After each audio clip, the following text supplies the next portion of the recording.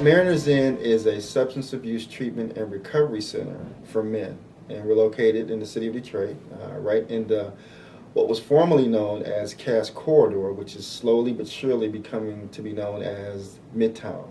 We've been here for about 56 years.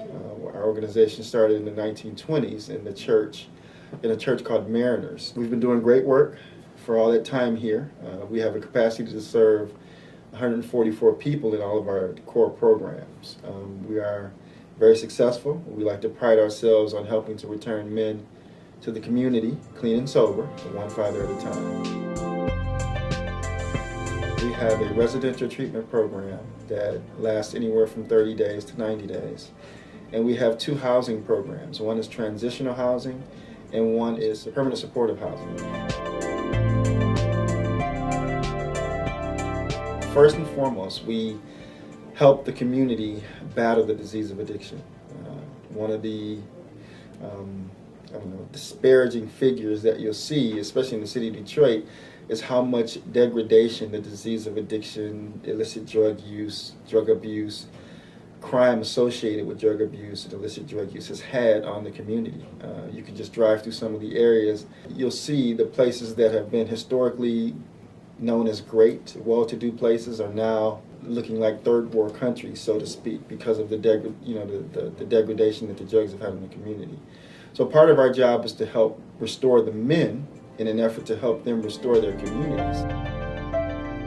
Art is a very important component. One of the tools that we use to help educate our men on the disease of addiction and to help prepare them for the recovery process is cognitive behavioral therapy. And there are certain tools that you need to use to help engage the men in the treatment process. The course itself was my first time doing art in the context of community, and what we did is we first helped install a mural that they had made and also renovate their front room, and then from there we actually took on projects and actually created them and also worked with the people there.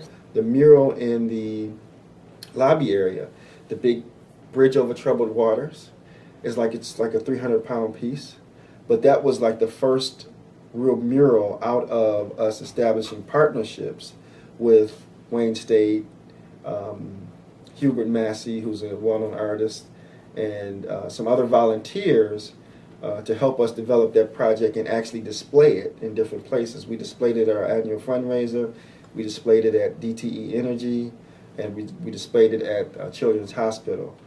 And from there, that just born more projects. In the front, there's our tree of life that represents some men who have unfortunately passed on because of the unfortunate death. The Long and Winding Road is another project that was born out of the mosaic mural on the side of the building. So each project begot another project. So, and that's our hope, to continue that process as we continue in this art therapy mode of treatment. The men and I made a project that was about making masks. So we would take casts of their face and then we would have them paint it and talk about it and write about it. I wanted them to actually think deeper in what a mask was and how many masks they had and what those masks stood for within their lives. We found that art is one of those engaging tools. A lot of times where men won't say a word to you, they'll write down something or draw a picture or create a mural